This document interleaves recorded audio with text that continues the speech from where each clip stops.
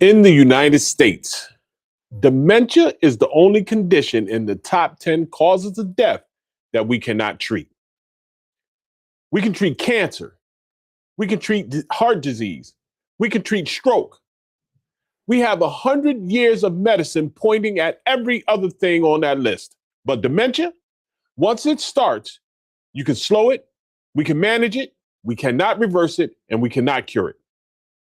So if there's no cure, no pill, no surgery, no procedure waiting at the other end, then the entire game is prevention. And here's what almost nobody is telling you. In 2024, the Lancet Commission on Dementia Prevention published their updated report. 14 modifiable risk factors. Together, those factors account for up to 45% of all dementia cases worldwide.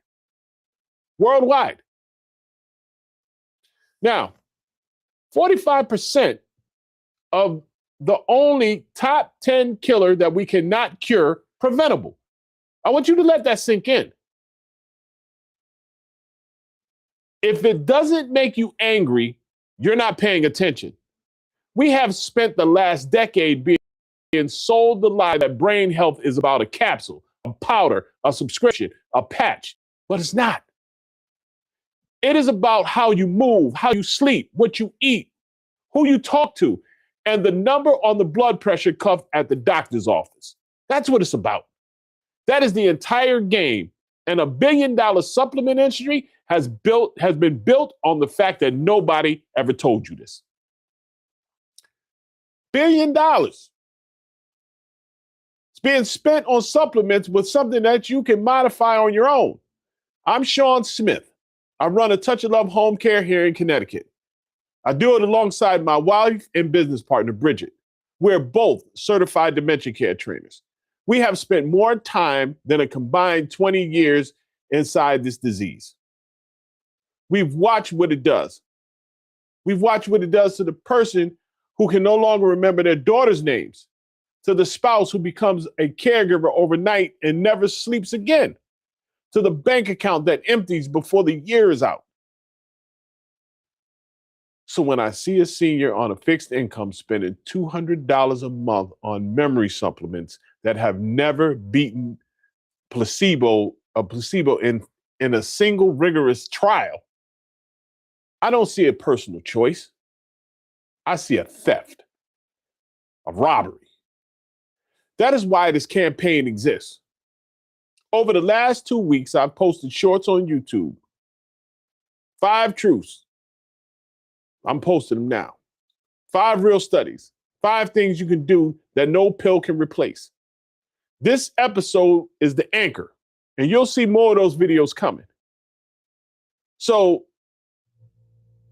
if you came in and you seen one of my shorts, I want to say welcome. And you're about to get the depth that I can't deliver in 45 seconds. If you're new, that's even better. We'll walk you through all 5 domains. We're going to talk about the science, the studies, and what to actually do this week. So come on, let's get started. Now, domain 1 is movement. Movement. In the short, in one of the shorts, I told you about a study called the U.S. Pointer, JAMA, July 2025. 2,100 people, over 2,100 people. These were adults. They followed them for 2 years. These are people who built a structured lifestyle around regular exercise. And that gave themselves back, the equivalent of 1 to 2 years of brain aging. That's the headline. Here's what didn't fit in 45 seconds. U.S. Pointer was not an exercise-only trial.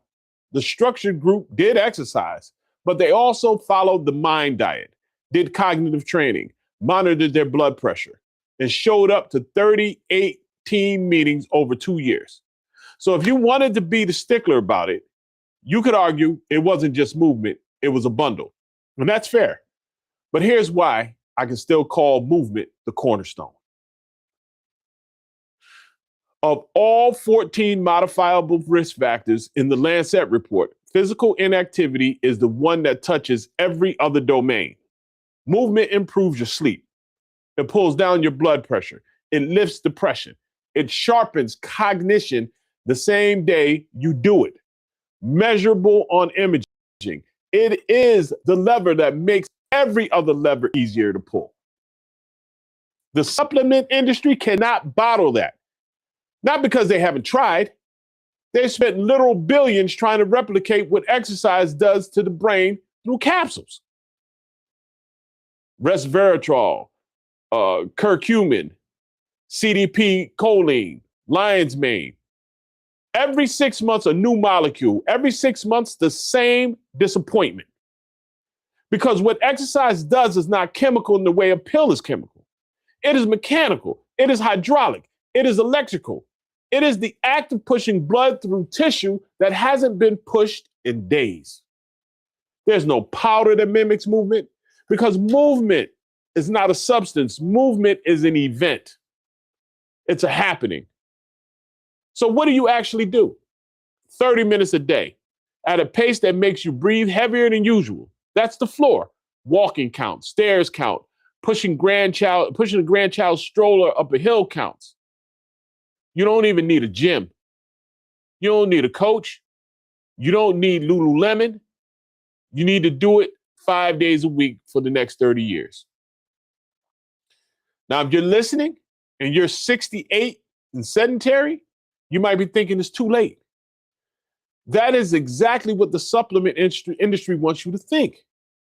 Because if it's too late for your lifestyle, the only thing left is to sell you a capsule.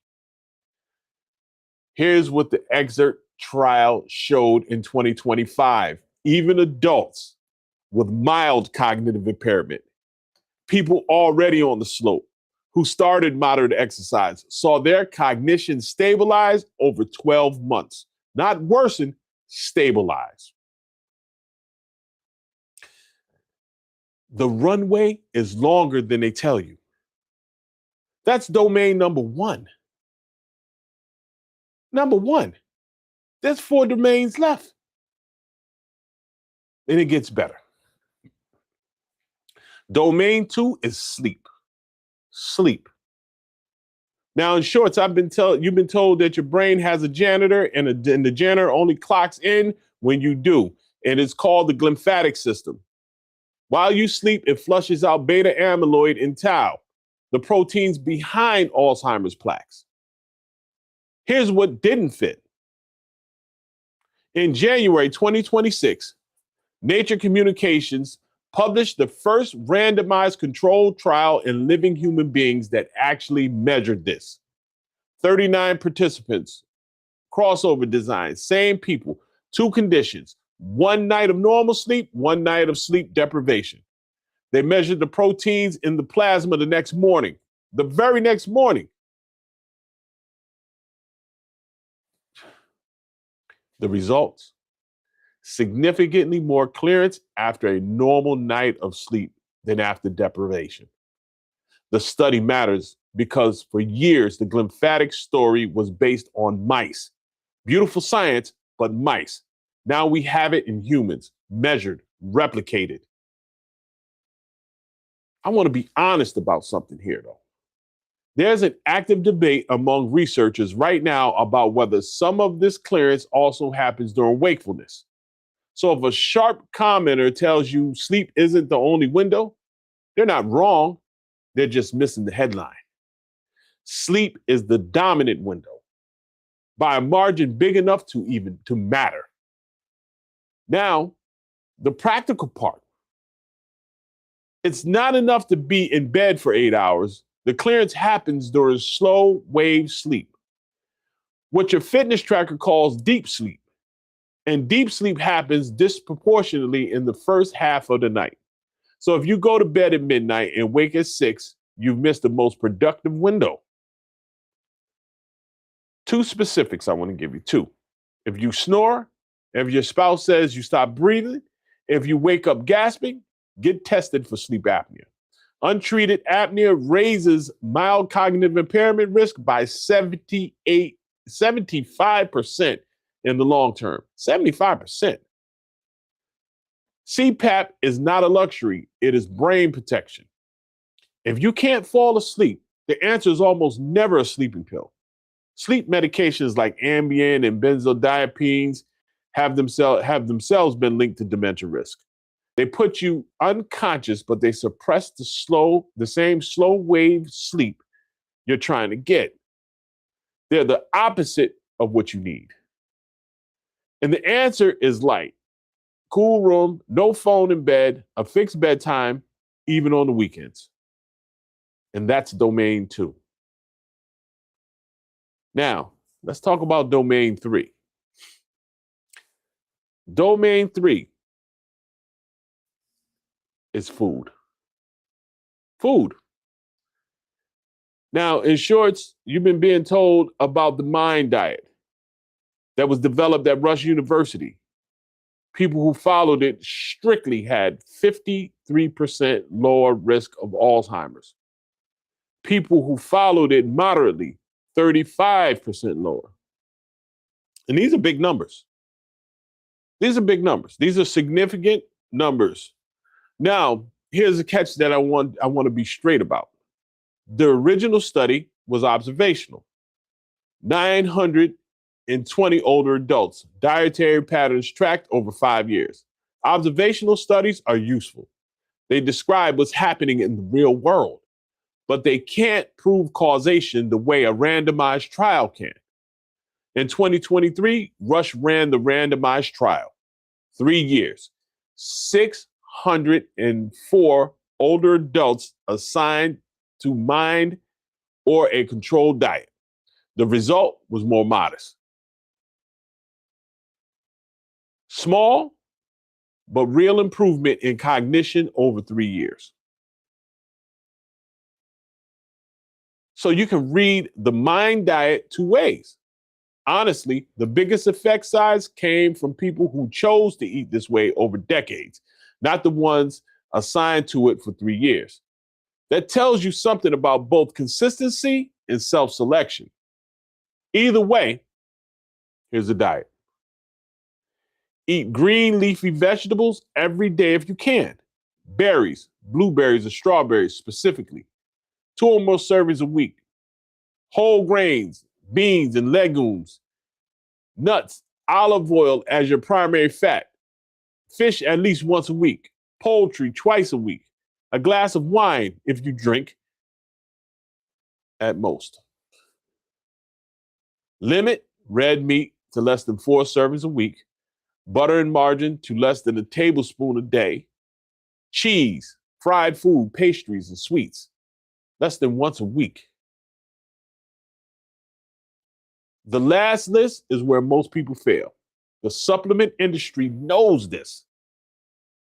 It's why every aisle is full of omega-3 pills, fish oil capsules, brain support gummies. They're selling you the missing piece of a meal that you never made. But you can't supplement your way out of a bad diet. The food matrix matters. Olive oil works in the body in a way that capsules of oleocanthal extract do not. A handful of walnuts delivers nutrients in a configuration a powder cannot match. And I want to say one more thing, and this is worth saying. A 2025 study from the University of Hawaii Cancer Center followed people across multiple ethnicities and showed the MIND diet works at any age. You don't have to have eaten this way since you were 20. You could start at 65. You could start tomorrow. That's domain number 3. We on to domain number 4, people. Domain 4 is social connection. This is one that's very important. Now, I've been telling you about loneliness and how loneliness ages your brain on the same timeline as smoking. 600,000 people pooled across 21 studies, 21% higher dementia risk overall. 39% for Alzheimer's specifically, 73% for vascular dementia. This is serious. Here's what didn't fit in the shorts. In 2023, the U.S. Surgeon General, Vivek Murthy, issued a formal advisory. He called loneliness an epidemic. He compared its health impact to smoking 15 cigarettes a day. That's not a metaphor. That is a measured comparison of all-cause mortality risks. Now, a distinction that matters. Lonely and alone are not the same. You can live by yourself, see no one for a week, and not feel lonely at all. You can be in a crowded room or even a marriage and feel profoundly lonely. The research is on the feeling, not the head count. The mechanism is straightforward chronic loneliness elevates cortisol. Sustained cortisol is toxic to the hippocampus. That's your memory center, which is the memory center. This is the memory center of your brain, which is one of the first regions Alzheimer's damages. So loneliness is not just a sad emotional state. It is a slow neurochemical erosion. Your brain was built for tribe, for face-to-face conversation, for eye contact across the kitchen table, for the rhythm of a phone call that goes longer than you planned.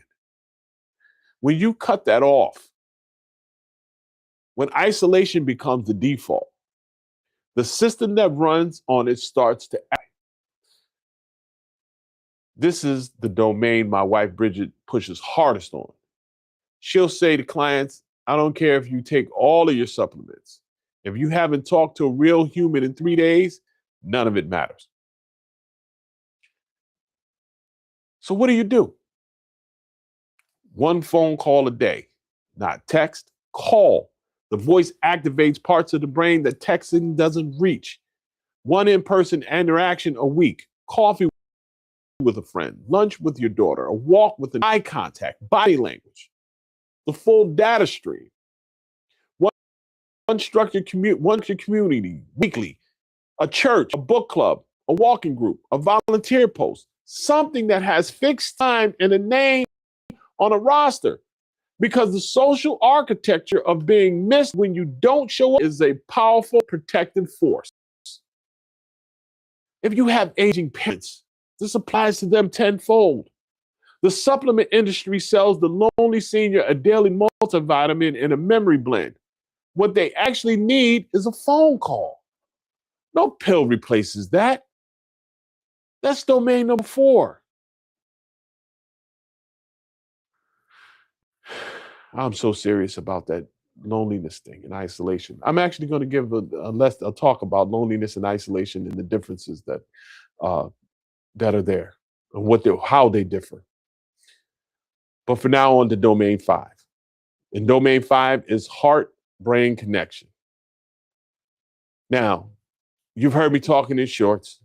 You probably heard me talk about Sprint Mind in the JAMA 2019, where over 9,000 adults randomized to lower their systolic blood pressure aggressively below 120.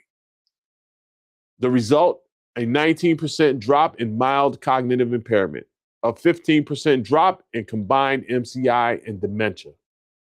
15%. This is serious, people. Here's the honest version, though. If you look at dementia alone, not combined with MCI, the result did not quite hit statistical significance. The trial actually ended early because the cardiovascular benefit was so clear that continuing seemed unethical. With more time, the dementia alone benefit might have shown up. But strictly speaking, in the primary published analysis, it was the combined number that hit. Long-term follow-up published in the 2024 has since reinforced the cognitive benefit holds. So the right way to say it is this. Aggressive blood pressure control measurably reduces the trajectory into dementia. It buys you years. And here's why that's so important. Your brain is 2% of your body weight. It demands 20% of your cardiac output. Every artery that feeds it is wired to one number, your blood pressure. When that number runs too high for too long, the small arteries deep in the brain stiffen and narrow. Tiny areas lose blood supply. Over years, you accumulate what radiologists call white matter hyperintensities. Most people don't feel them happen. They show up on an MRI you didn't take. Vascular dementia is what comes from that process. It is the second most common type of dementia after Alzheimer's. And unlike Alzheimer's, it has one clean intervention. Control your blood pressure. Specifics. If you're under 65 and otherwise healthy, the target is below 120/80. If you're older and frail, the target softens. Your doctor may aim for below 130/80 to avoid falls. There's nuance. Have the conversation with your doctor. Get a home blood pressure cuff. The cheap ones from Omron or Welch Allen are accurate enough. Check yourself twice a week. The number on the doctor's office taken in the rush of a 5-minute visit is not as reliable as the average of the 10 readings that you took at home over the course of a month. And beyond blood pressure, your cholesterol matters. Your blood sugar matters. Your weight matters. Your heart and the brain are not two organs. They're one circuit running on the same fuel throughout the same pipes. This is where the Wealth Clock framework lives for me. Every point you shave off your blood pressure, every point of A1C you bring down, every pound off your waistline, each one is a point shaved off your dementia risk decades from now. Health and wealth are the same compounding engine. Your brain is the asset. Your blood pressure is the maintenance schedule. That's domain number 5. We've covered a lot. 5 domains. Truths. Move, because exercise is the only intervention that touches every other lever. Sleep, because your brain janitor in only sleep lets the janitor in. Eat, because what your fork does to your brain, no pill can replicate. Connect, because loneliness ages your brain on the same timeline as smoking.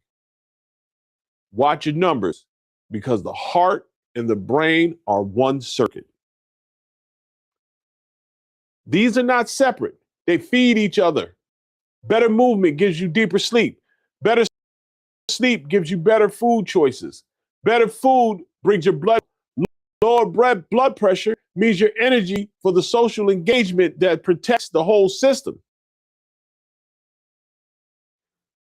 That's the wealthy brain. That's why we call it wealth, with a W in front of health. And wealth fused. These two things together because they're connected. Because the brain is the only asset that you cannot replace. You can lose a house and buy another one. You can lose a job and find another one. The brain that earned both does not come back.